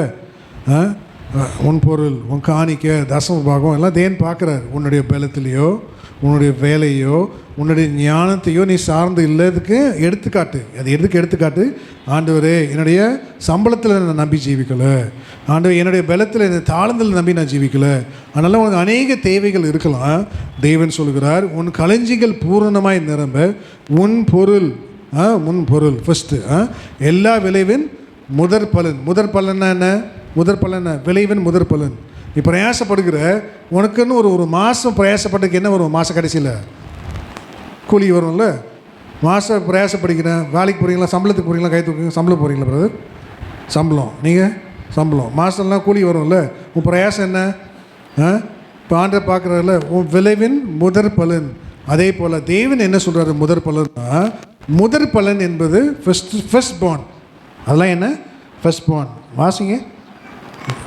அவன் அலங்காரம் ஒலிவு மரத்தின் அலங்காரத்தை போல. இப்போ ஒலிவு மரம்னா என்ன? ஓசியா 14:6. அவன் கிளைகள் ஓங்கி படரும், அவன் அலங்காரம் ஒலிவு மரத்தினுடைய அலங்காரத்தை போலவோ. அப்போ முதற் பலன் என்பது தேவன் சொல்லுகிறார், அவனுடைய அலங்காரம் ஒலிவு மரத்தினுடைய அலங்காரத்தை போல. உன் பிள்ளைகள் உன் பந்தியை சுற்றிலும் இருக்கும் ஒலிவு மர கன்றுகளை போல. இப்போ ஒலிவு மரம்னா என்ன? ஃபஸ்ட்டு உன் முதற் பலனால ஃபஸ்ட்டு உன் பிள்ளை. வாசிங்க. ஊருக்கு உபதேசம் பண்ணிவிட்டு உன் வீட்டுக்கு உபதேசம் பண்ணலான்னா காரியம் துப்ப மாட்டான். சொல்லுங்கள். நான் என்ன பண்ணுறது? நானும் ஜெபிக்கிறேன், ஆண்டவரே ஊருக்கு உபதேசம் பண்ணிவிட்டு. அதனால் நம்ம ஃபஸ்ட்டு உன் பிள்ளையாண்டனை நடக்க வேண்டிய வழியில் நடத்து. வாசிங்க. சங்கீதம் 128:3. உன் மனைவி உன் வீட்டவரங்களில் கனித்தரும் திராட்சை கொடியை போல் இருப்பாள், உன் பிள்ளைகள் உன் பந்தியை சுற்றிலும் ஒலிவு மர கன்றுகளைப் போல இருப்பார்கள். உன் பிள்ளைகள் உன் பந்தியை சுற்றிலும் ஒலிவு மர கன்றுகளைப் போல. வேறு சொல்லுது, அவன் அலங்காரம் ஒலிவு மரத்தினுடைய அலங்காரத்தை போல. தேவனுடைய வீட்டில் பச்சையான ஒலிவு மரத்தை போல் இருக்கிறேன். வாசிங்க. தேவனுடைய வீட்டில் பச்சையான ஒலிவு மரம். யார்? வாலிப பிள்ளைகளை தேவன் சொல்லுகிறார். யார் தேவனுடைய வீட்டில்? கிழ வயசு உட்காந்துருக்கவங்க. இப்போ யார் சொல்லுவாங்கள்ல, என் ஊழியக்காரர் சொல்லுவார், கிழவன் அப்படின்வார். அவரே 65 வயசு. ஆனால் அவர் என்ன சொல்லுவார்? ஒரு வயசான பாட்டி வந்துச்சுன்னா கிழவி வந்துச்சுமான்வார். ஏன் அவர் ஏன் அப்படி சொல்கிறார்? யாரையும் பரியாசப்படல. ஏன் அப்படி சொல்கிறாரு? போயிடுச்சு, முடிஞ்சிச்சு, டைம் முடிஞ்சிச்சு, கிழவி. ஆனால் ஆண்டவர் என்ன சொல்கிறாரு? கிழவன் சொல்லலை, ஒலிவு மர கன்றுகள் சபையில் நாட்டப்பட்ட. வாசிங்க. சங்கீதம் 52:8. நானோ தேவனுடைய ஆலயத்தில் பச்சையான ஒலிவு மரத்தை போல் இருக்கிறேன், தேவனுடைய கிருபை என்றென்றைக்கும் நம்பி இருக்கிறேன். யாருக்கு கிருபை? யாருக்கு கிருபை? கிழவனுக்கா, கிழவிக்கா, இல்லை வாலிப பிள்ளைகளுக்கா? இயேசுவை அறிந்த நேரம் உன் வாலிப நேரம், வாலிப வயசு. நீ வாலிபனா நீ வரணும். அதுதான் தேவன் சொல்லுகிறார். வாலிபருடைய அலங்காரம் அவர்களுடைய பராக்கிரமம். ரட்சிப்பு தான் உன்னுடைய பராக்கிரமம். வாசிங்க வேகமாக. அப்போ தேவன் இடைப்படுகிறார். ஒவ்வொரு மனுஷனுடைய வாழ்க்கையிலையும் தேவன் எப்படி அலங்கரிக்க விரும்புகிறார்? ஒரு வருஷம் போயிடுச்சு, இன்னொரு வருஷம் வந்துருச்சு. எப்படி நீ அலங்கரிச்சா தேவன்? இப்படி எப்போ தேவன் உன்னை அலங்கரிக்க விரும்புகிறார்? வாசிங்க. வாலிபருடைய அலங்காரம் அவர்களுடைய பராக்கிரமம். இப்போ தேவன் அலங்கரிக்க நீ நானும் ஒப்பு கொடுக்கணும். நிறைய வேலை இல்லை. இப்போ தேவன் சொல்லுகிறார், ஒலிவு மரத்தின் அலங்காரத்தை போல. ஒலிவு மரம்னா என்ன? இப்போ அதான் தியானிக்கணும். சீக்கிரம் வாசிங்க. நீதிமொழிகள் 20:29. வாலிபரின் அலங்காரம் அவர்கள் பராக்கிரமம். அப்போ ஒலிவு மர கன்றுகளை போல் இருப்பார்கள் அப்படி தேவன் சொல்கிறார். தேவனுடைய வீட்டில் பச்சையான ஒலிவு மரத்தை போல. அப்போ ஒலிவு மரம் என்ன? நியாயாதிபதிகள் 9:9 வாசிங்க. அதற்கு ஒலிவு மரம், தேவர்களும் மனுஷரும் புகழ்கிற எண்ணிலுள்ள என் கொள்மையை நான் விட்டு மரங்களை அரசால போவேனோ என்றது. நல்லா கற்றுக்கொள்ளணும். தேவன் இடைப்படுகிறார். ஒலிவு மரம் சொல்லுது. இப்போ என்ன சொல்லுது? தேவர்களும் மனுஷரும் புகழ்கிற எண்ணிலுள்ள கொள்மையாதனை விட்டு மரங்களை அரசால போனா. நீங்கள் கீழே படிக்க வந்தீங்கன்னா வீட்டில் போய் வாசிங்க. அது கீழே 2 மரங்களை பற்றி பேசுது. என்ன 2 மரம் சொல்லுங்கள்? 2 செடி பற்றி தேவன் விவரிக்கிறார். ஒலிவு மரம், அத்தி மரம், திராட்சை செடி, முட்செடி. அப்போ 2 மரங்கள், 2 செடிகள். இவைகளை தேவன் ராஜாவாக அபிஷேகம் பண்ண விரும்புகிறார். ஆனால் சபையில் பேசுகிறனாலும் கேட்குறதையும் முட்செடியாக இருந்தீங்கன்னா ஒரு நாளும் அபிஷேகம் வரும். முட்செடியாக இருந்தீங்கன்னா தேவன் ஒரு நாளும் ஒன்று அங்கீகரிக்க மாட்டார். அதனால தான் தேவன் சொல்கிறார், நிறைய வானத்துலேருந்து மழை வருது, அந்த நிலமோ தண்ணீரை குடித்து குடித்து குடித்து விதைக்கிறதுக்கு ஏற்ற விதையும் கொடுக்காத பட்சத்தில் முள்பூண்டுகளையும் முட்செடிகளையும் பூண்டுகளையும் விளைவிக்கிற நிலம் சபிக்கப்பட்ட நிலம். அப்படின்னா என்ன? நீ சபையில் உட்கார்ந்துருக்கிற ஒலிவு மரம், நீ முட்செடியாக இருக்கக்கூடாது. தேவன் அருவக்கிறார். நீ முட்செடியாக இருந்தீங்கன்னா அபிஷேகம் வரும், அபிஷேகத்தில் நிரம்புவ. ஆனால் நீ என்ன பண்ண மாட்ட? முட்செடி பச்சிக்கும், ஒரு நாளும் தேவனுக்காக நிறைவு வராது. வாசிங்க எபிரேயர் 6:7. எபிரேயர் 6:7. எப்படியெனில் தன்மேல் அடிக்கடி பெய்கிற மழையை குடித்து தன்னிடத்தில் பயிரிடுகிறேற்ற பயிரை முளைப்பிக்கும் நிலமானது தேவனால் ஆசீர்வாதம் பெறும். முட்செடிகளையும் முட்பூண்டுகளையும் முளைப்பிக்கிற நிலமோ தகாததாயும் சபிக்கப்படுகிறதற்கேற்றதுமாய் இருக்கிறது, சுட்டரிக்கப்படுவதே அதன் முடிவு. ஆமென். ஆதிபல்ல 9:9 வாசிங்க. இப்போ ஒலிவு மரம் என்ன? அதனுடைய கொழுமை என்ன? இப்போது உன்னுடைய கொழுமையை விட்டு நீ விட்டு போகக்கூடாது. அதனால சொல்லுது, வாசிங்க. அப்போ அதனுடைய கொழுமை என்றால் என்ன? அதற்கு ஒலிவு மரம் தேவர்களும் மனுஷரும் புகழ்கிற எண்ணில் உள்ள என் கொழுமையை நான் விட்டு மரங்களை அரசால போவேனோ என்றது. உன் கொழுமை என்ன? உன் ஜெப ஆவி ஒரு கொழுமை. உன் பிரச்சனையில் நீ ஜெபத்தை விடக்கூடாது. நல்லா கற்றுக்கொள்ளுங்க. நீ ஒளிவு மர கன்றுகளை போல் தேவன் உன்னை வைத்திருக்கிறார். உன் கொழுமை என்ன? நீ ஜெபத்தை விடவே கூடாது. அதனால தான் காயின் ஏபிள் 2 பேரும் என்ன பண்ணுறாங்க? தேவனுக்கு பலி செலுத்த வருகிறாங்க. ஆனால் ஒருத்தன் என்ன பண்ணுறான்? அதற்கு மேன்மையான கொழுமையான பலியை தேவனுக்கு செலுத்துக்கிறான். வாசிங்க ஆதியாகமம் 4:4.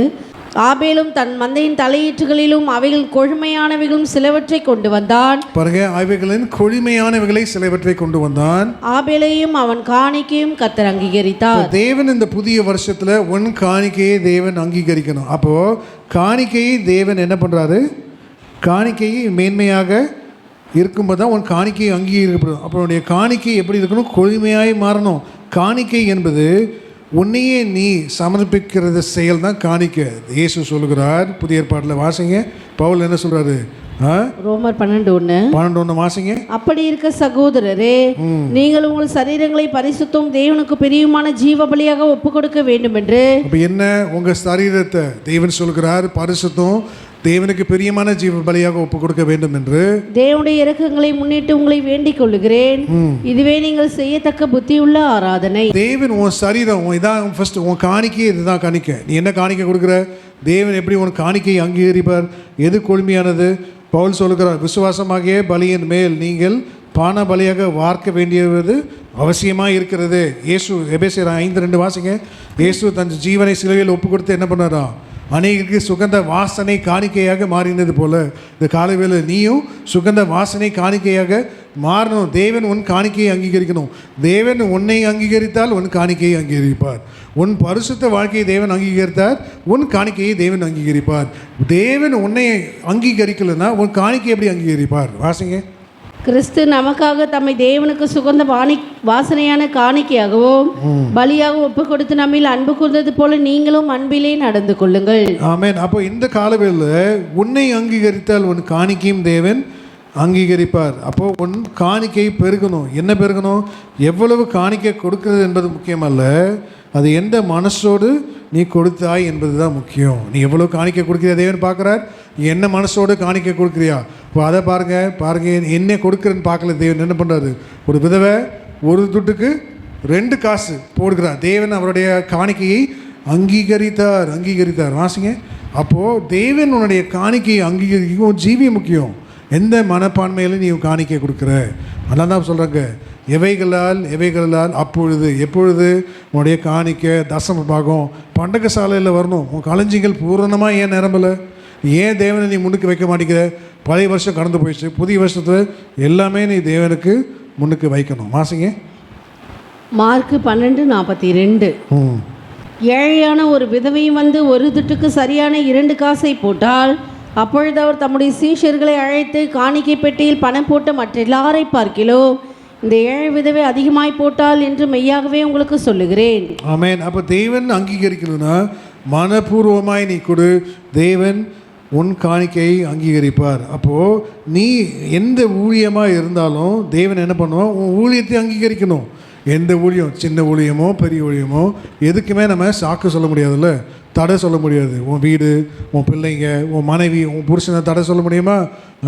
நீ தானே கேட்ட, தவப்பேட் கேட்டு 3 பிள்ளை ஆண்டர், இந்த 3 பிள்ளைனால தான் சபைக்கு லேட்டாக வரணும்னா நீ தானே கேட்ட, இந்த புருஷன் வேணும், இந்த மனைவி வேணும்னு. என் புருஷனால தான் லேட்டாக வரேன், என் மனைவியால் தான் லேட்டாக வரேன்னு சொல்ல முடியுமா? வாக்குத்தத்தம் என்ன சொல்லுது? வாக்குத்தத்தம் ஆமென்றும். அப்போ இது தடையாக இருக்கு. நம்ம ஆண்டு சொல்லுது, தடைகளை நீக்கி போடுகிறார், உமக்கு முன்பாக கடந்து செல்கிறார். உன் பிள்ளையும் புருஷனையும் மனைவியும் தடையை நீக்கி போட முடியுமா? வாசிங்க. எது தடை? ஞானமாக இருக்கணும். தடை இதுதான், வேறு என்ன பண்ண முடியும்? வாசிங்க வேகமாக. அதனால தான் இந்த புதிய வருஷத்துலேருந்து உன்னை நீ சமர்ப்பிக்கணும். தேவன் உன்னன் சரீரத்தை காணிக்க சுகந்த வாசனையாக அங்கீகரிக்கணும். அப்போ தான் தேவன் உன் கையும் பிரயாசத்தை வர்த்திக்க செய்வார். வேகமாக வாசிங்க. மீகா 2:13. தடைகளை நீக்கி போடுகிறவர் அவர்களுக்கு முன்னாக நடந்து போகிறார், அவர்கள் தடைகளை நீக்கி வாசலால் உட்பிரவேசித்து கடந்து போவார்கள். என்ன தடை? உன் புருஷன் தடையா, உன் மனைவி தடையா, உன் பிள்ளைகள் தடையா? எது தடை? அதான் தேவன் சொல்கிறார், தடைகளை நீக்கி போடுகிறார். இப்போ எந்த ஊழியமாக இருந்தாலும் உன் ஜீவியம் சரியாக இருந்தால் உன் ஊழியமும் சரியாக இருக்கணும். 2வது கொள்மையை வாசிங்க. ஆதிகம் 49:20. ஆசேருடைய ஆகாரம் கொழுமையாக இருக்கும், ஆகாரம் கொழுமையாக இருக்கும். ராஜாக்களுக்கு வேண்டிய ருசி வர்க்கங்களை அவன் தருவான். ராஜாக்களுக்கு வேண்டிய ருசி வர்க்கங்களை அவன் தருவான். அப்போது பலமான ஆகாரம் என்பது, எபிரேயர் வாசிங்க. பலமான ஆகாரம் யாருக்கு கொடுக்குறாரு? பலவீனமானவர்களுக்கு அல்ல. பலமா யோசப்பை போல் நீ அலங்கரிக்க விரும்பினா தேவன் பலமான ஆகாரத்தை கொடுக்குறார். 2வது கொழுமை அதுதான். ஒலிவு மரத்தின் இப்போ காணிக்க ஒரு கொழுமை இல்லை. இப்போ ஒலிவு மரத்தை பற்றி அப்படியே தியானித்து வரோம் பாருங்க. ஒலிவு மர அலங்காரத்தை போல. வாசிங்க இப்போ. எபிரேயர் 5:14. பலமான ஆகாரமானது நன்மை தீமை இணைதென்று பயிற்சியினால் பகுத்தறியத்தக்கதாக முயற்சி செய்யும் ஞானாந்தரங்களை உடைய பூரண வயதுள்ளவர்களுக்கே தகும். இப்போ ஜட்ஜஸ் 9:9 படிங்க. நியாயாதிபதிகள் 9:9. நியாயாதிபதிகள் 9:9. அதற்கு ஒலிவு மரம், தேவர்களும் மனுஷரும் புகழ்கிற எண்ணிலுள்ள என் கொழுமையை நான் விட்டு போதும். அப்போ வேதம் சொல்லுது, அவருடைய அலங்காரம் ஒலிவு மரத்துடைய அலங்காரத்தை போல தேவன் சொல்லுகிறார். அதற்கு ஒலிவு மரம், தேவர்களும் மனுஷரும் புகழ்கிற எண்ணிலுள்ள கொள்மையை நான் விட்டு மரங்களை அரசால போவேணும். நீ நல்லா கற்றுக்கொள்ளணும். மரங்களை அரசால போக தேவன் உன்னை வைக்கல. அநேக வேலையில் சில பேருங்க நிறைய சபையில் தலைவர், யூனியன் தலைவர், வார்டு தலைவர், பஞ்சாயத்து தலைவர், எம்எல்ஏ, எம்பி, அவர்களுக்கெல்லாம் என்ன பரலோகமே கஷ்டம். நீ வார்டு தலைவர், பஞ்சாயத்து தலைவர், யூனியன் தலைவர், மரத்தை ஆள போகக்கூடாது. ஒலிவு மரம், மரங்களே அரசால போகலாமா? இதற்காக தேவன் உன்னை நியமிக்கல. தேவன் நியமித்திருக்கார். சில சபையில் நல்ல பதவியில் இருப்பாங்க. இப்போ அவங்கள பிரயாசப்படலை. அவன் ஒழுங்காக படித்து பதவிக்கு வந்திருப்பான். தேவன் அவர்களை அங்கீகரிப்பார். ஆனால் நீ கட்ட பஞ்சாயத்து பண்ணி, நீ கட்சியிலிருந்து, சங்கத்திலிருந்து, நீ என்ன இருக்க? நீ வார்டு பஞ்சாயத்து, யூனியன் பஞ்சாயத்து, அப்புறம் என்ன இந்த லீடர் அந்த லீடராக இருக்கக்கூடாது. மரங்களை அரசால நீ போகக்கூடாது. தேவன் அருவருக்கிறார். தேவன் ஒரு நாளும் உன்னை அங்கீகரிக்க மாட்டார். கட்சி, சங்கம் இதெல்லாம் தேவனுக்கு பிடிக்கவே பிடிக்காது. அப்போ தேவன் சொல்லுகிறார், உன் ஊழியம், உன் காணிக்கை. இப்போ உன் ஊழியம் என்பது நீ அர்ப்பணிக்கணும். உன் காணிக்கை கொள்மையாக தேவன் மாறணும். உபதேசம் என்பது என்ன பார்த்தோம்? இப்போ வாசிங்க. ஆதிகம் 49:20. ஆசேருடைய ஆகாரம் கொழுமையாக இருக்கும். ஆகாரம் கொழுமையாக இருக்கும். அப்போனா உபதேசம் என்பது கொழுமையான ஆகாரம் தான் உபதேசம். யோசேப்பு சொல்லுகிறான், என் எலும்புகள் எகிப்தில் அடக்கம் பண்ணப்படுவதில்லை. உபதேசம் கொழுமையாக இருக்கணும். கொழுமையாக இருக்கியா? எந்த இடத்துக்கு, எந்த ஊருக்கு நீ போனாலும் பெந்தகோஸ் ஐக்கியத்துக்கு போகணும். நீ பெந்தகோஸ் ஐக்கியத்தை விட்டு நீ மாறவே கூடாது. கொழுமையான ஆகாரத்தை நீ பருக விரும்பணும். அதுதான் கொழுமை. அதனால தேவன் சொல்லுகிறார். வாசிங்க. ஆதியாகமம் 50:24. யோசேப்பு தன் சகோதரன் நோக்கி, நான் மரணமடைய போகிறேன், ஆனாலும் தேவன் உங்களை நிச்சயமாய் சந்தித்து நீங்கள் இந்த தேசத்தை விட்டு தான் ஆபிரகாம், ஈசாக்கு, யாக்கோபுக்கு ஆணையிட்டு கொடுத்திருக்கிற தேசத்துக்கு போக பண்ணுவார் என்று சொன்னதுமன்றி, தேவன் உங்களை சந்திக்கும் போது என் எலும்புகளை இவ்விடத்திலிருந்து கொண்டு போவீர்களாக என்று சொல்லி யோசேப்பு இஸ்ரவேல் புத்திரனிடத்தில் ஆணை விடுத்து கொண்டான். ஆமென். அப்போ ஆகாரம் கொழுமையாக இருக்கும்போது ராஜாக்களுக்கு வேண்டிய ருசி வர்க்கங்களை தருவான். இப்போ ஆகாரம் என்பது உபதேசத்தை காண்பிக்கிறது. இப்போ உபதேசம் என்ன? எலும்புகள் தான் உபதேசம். அதனால தான் யோசேப்பு சொல்லுகிறான், எகிப்து தேசத்திலிருந்து கடந்து போய் கானான் தேசத்துக்கு போகும்போது என் எலும்புகள் இவ்விடத்திலிருந்து கொண்டு போய் அவ்விடத்தில் அடக்கம் பண்ண வேண்டும். அப்போ எலும்புகள், நீதிமானுடைய எலும்புகள் முறிக்கப்படுவதில்லை. வாசிங்க. நீதிமானுடைய எலும்புகள், உபதேசம் எலும்பு, அதனால தான் இது ஒரு கொழுமை. தேவன் பார்க்குறார். ஒலிவு மரத்தை போல தேவன் உன்னை அலங்கரிக்க விரும்புகிறார். ஒலிவு மரம் வாசிங்க. இப்போ யார் ஒலிவு மரம்? இப்போ இதெல்லாம் தேவன் யோசேப்பினுடைய அலங்காரத்தை கொடுத்து ஞானத்தை கொடுக்கணும். வேகமாக வாசிங்க. சங்கீதம் 34:19-20. நீதிமானுக்கு ஒரு துன்பங்கள் அநேகமாயிருக்கும், கர்த்தர் அவை எல்லாவற்றில் நின்று அவனை விடுவிப்பார். அவனுடைய எலும்புகளை எல்லாம் காப்பாற்றுகிறார், அவைகளில் ஒன்றும் முறிக்கப்படுவதில்லை. ஆமென். அப்போ உன் ஊழியம் சரியாக இருந்தால் உன் ஜீவியம் சரியாக இருந்தால் உன் ஊழியமும் சரியாக இருக்கும். அப்போ தேவன் இடைப்படுகிறார். அநேக வேலையில் பாருங்கள். இப்போ எல்லாத்துக்கும் ஒரு இப்போ கத்திரிக்காய் விற்கிறான், அவனுக்கு என்ன உண்டு? ஜீவன் உண்டு. வெங்காயம் விற்கிறவனுக்கு என்ன உண்டு? அதில் ஒரு பிழைப்பிற்கு ஒரு ஜீவன் உண்டு. இல்லை, குப்பை ஆள்றான், அதில் என்ன உண்டு? அதில் கூட ஒரு ஜீவன் உண்டு. அப்போ நமக்கு என்ன உண்டு? காலையில் வேலைக்கு போகிறோம், 1ஆம் தேதியிலேருந்து 30ஆம் தேதிக்குள்ளே 1ஆம் தேதி வந்தால் என்ன வருது? சம்பளம் வாங்குகிறோம். ஆனால் இயேசு அதை சொல்லலை. தேவன் சொல்ல நமக்கு என்ன ஜீவன் சொல்லுங்கள்? சுவிசேஷம் என்மேல் விழுந்த கடமை. சுவிசேஷத்தை பிரசங்கியாவிட்டால் எனக்கு ஐயோ, இதுதான் உனக்கு ஜீவன். இந்த புதிய வருஷத்தில் தேவன் உனக்கு ஒரு இலைப்பாறுதலை கொடுக்கணும்னா சுவிசேஷத்தை நீ சொல்லணும், பிரசங்கிக்கணும். வாயே பேச தெரியல, ட்ராக்ஸ் ஆடு ஒரு 100 ட்ராக்ஸ் கொடுத்துட்டு போ, இல்லை 200 ட்ராக்ஸ் சண்டே கொடு. இப்போ உனக்கு ஜீவனே ஊழியந்தான். எல்லாம் என்ன நினைக்கிறீங்க? ஊழியக்காரங்க எங்களுக்கு தான் ஜீவனுன்னு. தொண்டைக்கழிய குடிக்காமல் புசிக்காமல் கத்திகிட்ருக்கோம். இது இல்லை, உனக்கு ஜீவன் அதுதான். இப்போ தேவனை இடைப்படுகிறார். இந்த புதிய வருஷத்துலேருந்து ஒவ்வொரு மனுஷனும் ஊழியம் பண்ணுறவங்களாம் கை தூக்குங்க. பின்னால் ஊழியம் பண்ணுறீங்களா? பண்ணல. ஊழியம் பண்ணுறீங்களா? நீங்கள் ஊழியம் பண்ணுறீங்களா? என்ன ஊழியம் பண்ணுறீங்க? சுவிசேஷம் ட்ராக்ஸ் ஃபஸ்ட்டு ஆரம்ப அடிப்படை ஊழியம் அதை பண்ணணும். அநேகருக்கு கர்த்தருடைய நற்செய்தியை சொல்லணும். வாசிங்க வேகமாக. 1 கொரிந்தியர் 9:16. சுவிசேஷத்தை நான் பிரசங்கித்து வந்தும் மேன்மை பாராட்ட எனக்கு இடமில்லை, அது என்மேல் விழுந்த கடமையாக இருக்கிறது. சுவிசேஷத்தை நான் பிரசங்கியாதிருந்தால் எனக்கு ஐயோ. அப்போது இதில் ஒரு ஜீவன் உண்டு. என்ன ஜீவன் உண்டு? நீ ஊழியம் செய். உன் ஊழியம் என்ன? ஜெப ஊழியமாக இருக்கலாம். சபையில் வந்து ஜெபம் பண்ணு, திறப்பில் நில்லு. அநேகருடைய சாபத்தை உட, சபைக்கு எதிர்நோக்கி வருகிற நியாய தீர்ப்புக்கு நில்லு. உன்னுடைய குடும்பத்துக்கு எதிர்நோக்கி வருகிற நியாய தீர்ப்புக்கு நீ நில்லு. திறப்பின் வாசலில் நில்லு. அந்த ரங்கத்தில் உன் பிதாவை நோக்கி நீ என்ன பண்ணு? உன்னுடைய அறையை மூடிக்கொண்டு அபயம் எடு. இப்போ தேவன் இடைப்படுகிறார். அப்போது ஊழியம் ரொம்ப முக்கியம். தேவன் இடைப்படுகிறார். அதே போல் கடைசியில் ஒரு அலங்காரத்தை பார்த்து முடிக்கலாம். இப்போ தேவன் சொல்லுகிறார், யோசேப்புடைய அலங்காரம் அவன் காளையுடைய தலையீற்று. காளை அதோட பலன், அதோடைய ஆசீர்வாதம், அதோட நிறைவு. தலையீற்று என்பது முதற் பலன். அப்போ முதற் பலன் என்பது சபையில் நாட்டப்பட்ட ஒலிவு மர கன்றுகள். இப்போ இதுதான் தேவன் சொல்லுகிறார். அப்போது தேவன் சொல்லுகிறார். அப்போஸ்தலர் 3:3 வாசிங்க. 3:2-3 பாருங்கள். தெய்வ ஆலயத்தில் பிரவேசிக்கும் போது ஒருத்தன் சப்பானியா, பிறவியிலே சப்பானியாக இருக்கான். தேவனுடைய ஆலயத்தில் பிரவேசிக்க முடியாது. அது என்ன பேர்? அலங்கார வாசல் என்பது பேர். பழைய ஏற்பாடு காலத்தில் அலங்கார வாசல் அப்படின்னா என்ன? சபையில் நீ சப்பானி, நொண்டி, கூனி, முடவன், கண்ணு தெரியாதவன், கை பிசக்கி போனுக்கிறவன், செவிடன், இவெல்லாம் வர முடியாது. இதெல்லாம் தீட்டு. வாசிங்க. அப்போஸ்தலர் 3:2. அப்பொழுது தன் தாயின் வயிற்றிலிருந்து சப்பானியாய் பிறந்த ஒரு மனுஷனை சுமந்து கொண்டு வந்தார்கள். தேவாலயத்தில் பிரவேசிக்கிறவர்களிடத்தில் பிச்சை கேட்கும்படி நாடோறும் அவனை அலங்கார வாசல் எண்ணப்பட்ட தேவாலயத்தில் வாசல் அண்டையில் வைப்பார்கள். இப்போ நீ முடவனாக இருக்க ஆவிக்குரிய வாழ்க்கையில் என்ன பாருங்கள். இப்போ நான் யாரையும் குற்றப்படுத்தலை, யாருக்கும் வரக்கூடாது. இல்லை, நீ 1 மணி நேரம் ஜெபிக்க முடியல, நீ முடவன். ஒரு நாளைக்கு 5 அதிகாரம் குறைஞ்சபட்சம் படிக்கணும். 10 அதிகாரம் படித்தா நல்லது. நீ படிக்க முடியல, நீ என்ன பண்ணுவேன்? நீ பேச முடியாத ஊமை. கர்த்தருடைய சத்தத்துக்கு செவி கொடுக்கல, நீ செவிடன்.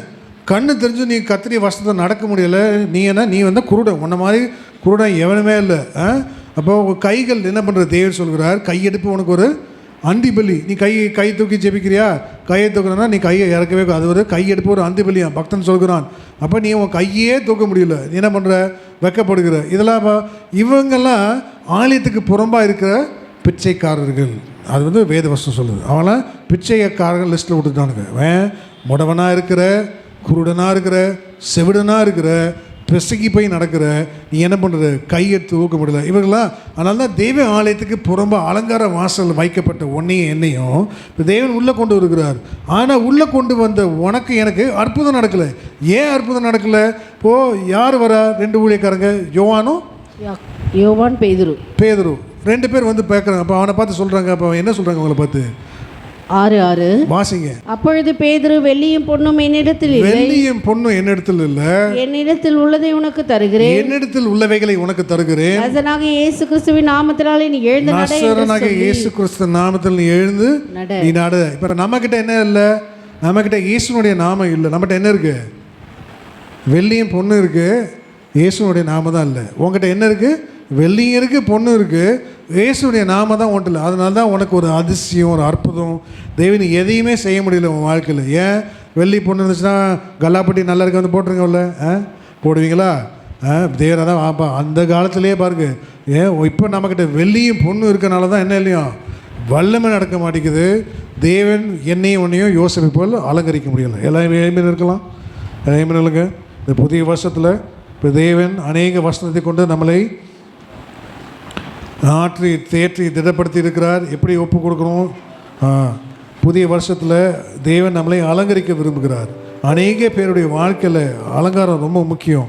அதனால தான் பாருங்கள், வாசிங்க, புறமான அலங்காரம் உங்களுக்கு இராமல். 1 பேதுரு 3:3 வாசிங்க மைக்கில். இப்போது என்ன?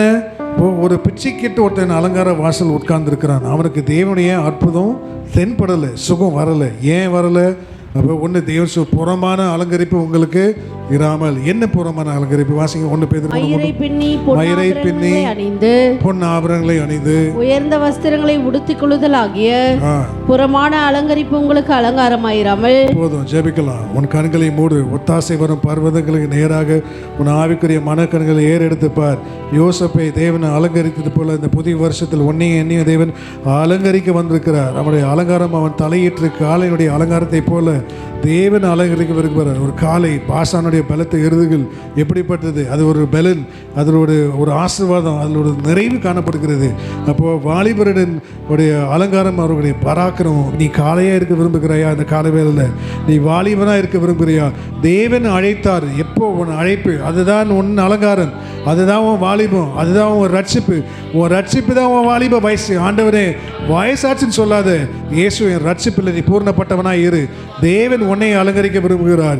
இக்கரையிலிருந்து மறுகரை கொண்டு போக தேவன் ஆயத்தமாக இருக்கிறார். யோசேப்பை எப்படி தேவன் அலங்கரித்தாரோ, வாலிப வயசில் வந்த யோசேப்பை தேவன் அலங்கரித்தார். அடிமைத்தனத்தில் இருந்தவனை சிங்காசனத்துக்கு உயர்த்தினார். தரித்திரம் நீங்கி தேவன் அவனை ஆசீர்வாதத்துக்கு தலைவனாக மாற்றினார். அவன் அடிமைத்தனத்தில் இருக்கிறவனை தேவன் ராஜாவாக அடுத்ததுக்கு மாற்றிவிட்டார். யோசேப்பை அலங்கரித்தார். உன்னை என்னையும் அலங்கரிக்கிறதுக்கு ஏமாத்திரம் இயேசு இடைப்படுகிறார். உன்னை தேடி வந்திருக்கிறார். மகனே மகளை கலங்காத, எதிர்காலத்தை நோக்கி வருத்தப்படுத்தாது, பயப்படாத, திகையாத. நான் உன் தேவன், உன்னோடு கூட இருக்கிறேன். உன் வலது கையை பிடித்து என்னை கடந்து போவேன் என்று சொல்லுகிறார். உன்னை ஏந்தினேன், சுமனேன், தாங்குவேன். புதிய வருஷத்தில் மகனே மகளை தப்புவிப்பேன் என்ற தேவன் பொய் உரையாத தேவன். மனுஷன் மாறுவான், தேவன் ஒரு நாள் மாற மாட்டாருங்க. எப்படி யோசேப்பை அலங்கரித்தது போல ஒன்னையும் என்னையும் தேவன் அலங்கரிக்க வந்திருக்கிறார். எப்படி அவருடைய பலன், ஒரு காலைக்கு ஒரு பலன் இருக்கிறதோ அதே போல் உனக்கும் எனக்கு ஒரு பலன் உண்டு. அது காலினுடைய பலன். உனக்கு எனக்கும் அதில் ஒரு ஆசீர்வாதம் உண்டு. தேவனுடைய ஆசீர்வாதம் உனக்கும் எனக்கும் ஒரு நிறைவு உண்டு. அது இயேசுடைய நிறைவு. நிறைவானது வரும்போது குறைவானது ஒழிது போகும். என் நேசர் என்னுடையவர், நான் என் நேசர் உடையவள். உன் வாயை திறந்து சொல்ல. உன் வாலிப பிரயத்தில் உன் சிருஷ்டிக்கிற என்னென்ன உன் நேசர் தான், உன் சிருஷ்டிக்க தான் உன் நேசர். சொல்லுங்க வாயை திறந்து. என் நேசர் என்னுடையவர், நான் என் நேசருடையவள். என் நேசர் என்னுடையவர், நான் என் நேசருடையவள். இன்னொருமா சொல்லுங்க. என் நேசர் என்னுடையவர், நான் என் நேசருடையவள். சோத்திரம். ஒப்பு கொடுங்க. கத்த பெரிய காரியங்களை செய்வார். ஆமென். Hallelujah, hallelujah, hallelujah, hallelujah. அலங்கார வாசலாலே பிரவேசித்து வந்து நிற்கிறோம். தேவ வீட்டின் நன்மையாலே நிரம்பிட வந்திருக்கிறோம். அலங்கார வாசலாலே பிரவேசிக்க வந்து நிற்கிறோம். தேவ வீட்டின் நன்மையாலே பிரவேசிக்க வந்து நிற்கிறோம். ஆராதிக்க கைதட்டி யெகோவா தேவனையே துதித்திட வந்தோம், தொழுதிட வந்தோம், தூயவரே சுவையே. கைதட்டி பாடுங்க.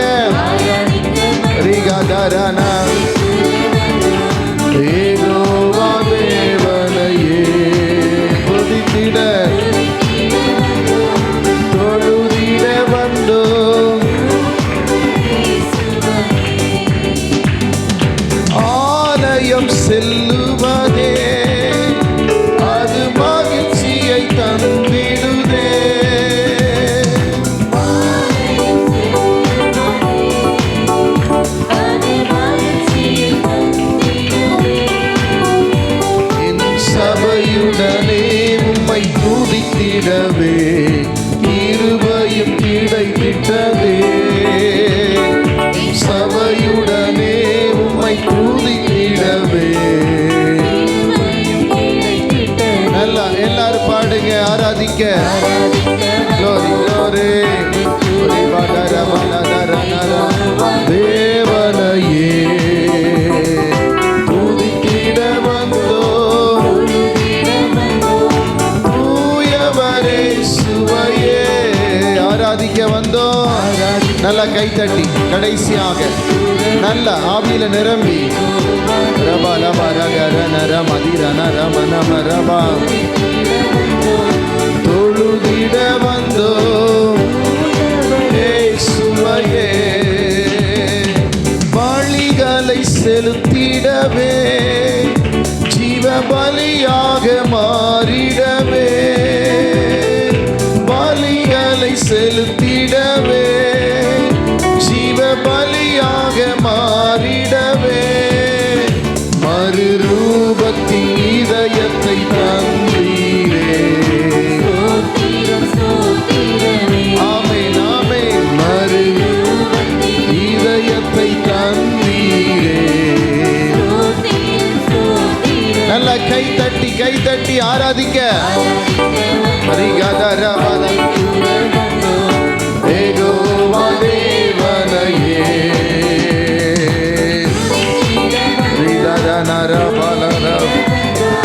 தூயவரே சுவையே ஆராதிக்க வந்தோம்.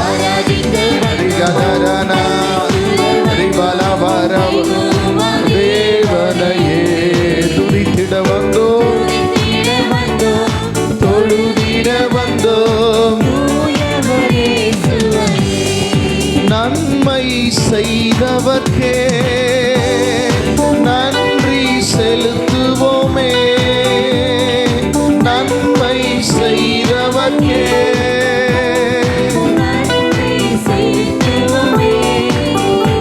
எம் காணிக்கையை உம் கரங்களிலே உற்சாகமாய் விதைக்கிறோமே. உம் கரங்களிலே உற்சாகமாய் துதிகன மகிமையுமே முழு மனதோடு செலுத்துவோமே. துதிகன மகிமையுமே கைகளை தட்டி ஆமென். சம்பூரண ஆசீர்வாதங்களால் திருப்தியாய் எல்லாரையும் திருப்தி அனுப்புங்க.